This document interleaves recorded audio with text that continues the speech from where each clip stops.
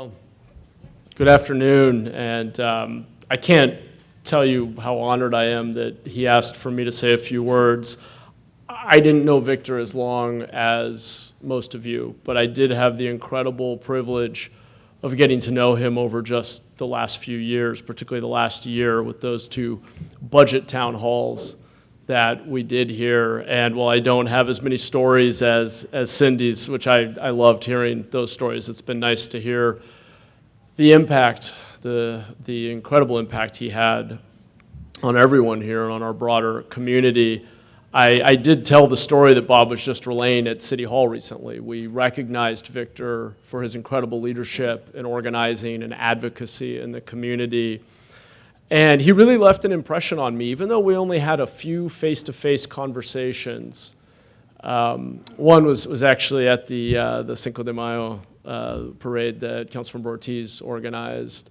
But he always would jump right into business. You know, he was friendly and he would make jokes, but he would jump into suddenly it was like, I have something I need you to look into, something I need you to do. And at this last budget town hall, which was just maybe 8 weeks ago, Bob's absolutely right. He said, I want to talk to you about a few things. And I said, yeah, of course. And I was going to say he invited me to come to La Raza Roundtable, but I'm pretty sure he told me to come to La Raza Roundtable. And so we sat down, and just as he was about to jump in, he said, actually, get some food first. So, the context that he created here was one of community, was one of breaking bread together, of sitting down face to face, of listening, of articulating a perspective, but also building bridges, building relationships, and saying, what are we going to do together to lift up our community, particularly our Latino community, particularly our youth? And so he insisted on me getting a plate of food first before we talked. And then just in case I would be at all distracted, he reached over and grabbed my arm, and he held it the entire time. So he really wanted to make sure I was listening. I was taking notes with my free arm. But we sat there and we talked about young people. We talked about internships at City Hall.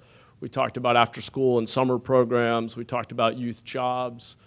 We talked about policing and community policing. He even weighed in on the police chief search. I'm going to save that. I'm going to keep that to myself.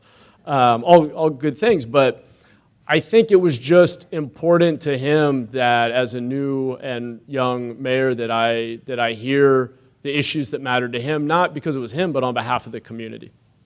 And that I really have a chance to ask him questions, to hear his perspective, to hear some of the history, which I so appreciate. And I was taking notes. And as I said at the council meeting, Victor Garza led a life worth celebrating, a life of advocacy, of not just fighting for the right things, but fighting in the right way, as Cindy said, of bringing people together, of building bridges, of building relationships, on not giving up on people, on calling us to our higher purpose, our higher values, pointing us back to our core principles and expecting more. And boy, was he compelling. He had conviction and he had confidence and he made you believe that we could do good work together to make the world a better place and to ensure that every person in our community, especially every young person in our community, every kid in Eastside San Jose should have, that working together we're going to ensure they have just as much opportunity as a kid born in any other part of our valley. And I will never forget, though it was only a few conversations, I will never forget sitting down there and the feel of his hand on my arm and the perspective he shared and the questions he asked. It was more perspectives that he was sharing, to be clear. But I'll never forget that conversation. It'll be with me and it'll continue for me. And I know for my colleagues on the council and in other positions of representation and of power to do the right thing and to look out for our entire community. And I'm going to go back to that in my memory, to that conversation again and again, because it was incredibly inspiring, and I'm grateful. I'm grateful for that experience. I'm grateful for Victor's life and the amazing impact he's had here on our community. So thank you for letting me be a part of his celebration of life here today. Thank you.